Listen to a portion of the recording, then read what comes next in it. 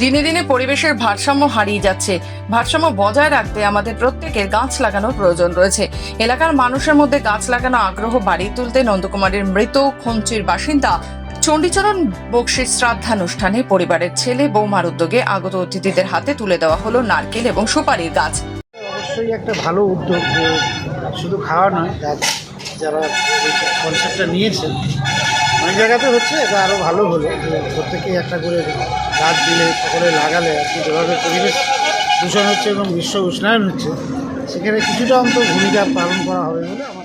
গত 20শে জুন 75 বছর বয়সে চণ্ডীচরণ বক্সির মৃত্যু হয়। মৃত্যুর পরে মৃতের 3 ছেলে শান্তনু, সুদীপ্ত, সুকান্ত ও তাদের স্ত্রীরা শ্রাদ্ধানুষ্ঠানে আগত অতিথিদের হাতে চারাগাছ তুলে দেওয়ার চিন্তা ভাবনা করেন। পরিবেশের ভারসাম্য বজায় রাখতে নারকেল ও সুপারি গাছ খুবই গুরুত্বপূর্ণ, তাই তারা আগত প্রায় 500 অতিথির হাতে নারকেল ও সুপারি গাছ তুলে দেন। বৌমা মঞ্জু বক্সি জানান, বাবা বৃক্ষরোপণের খুব আগ্রহ ছিল। বর্তমান সময়ে যেভাবে প্রকৃতির খামখেয়ালি তা দূর করতে বৃক্ষরোপণই খুব জরুরি, তাই আমরা এই উদ্যোগ গ্রহণ করেছি।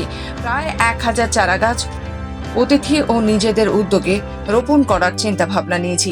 এতে আমার শ্বশুর মশাইয়ের আত্মার শান্তি পাবে। আমার শ্বশুরমশাই চণ্ডীচরণ বক্সি, উনি আমাদের ছেড়ে চলে গেছেন।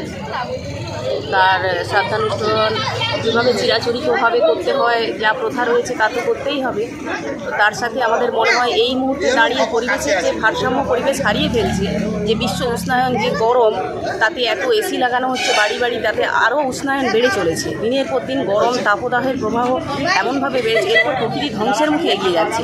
তো সেখানে এটা আমাদের একটি ক্ষুদ্র প্রয়াস, চারা গাছ বিতরণ করে এমন একটা চারা, আমরা নারকেল চারা, সুপারি চারা দিচ্ছি, যাতে করে মানুষ এটা ফেলে না দিয়ে বাড়িতে লাগায়, যাতে করে পরিবেশের যাতে ভারসাম্য বজায় থাকে, তার একটি ক্ষুদ্র প্রয়াস মাত্র।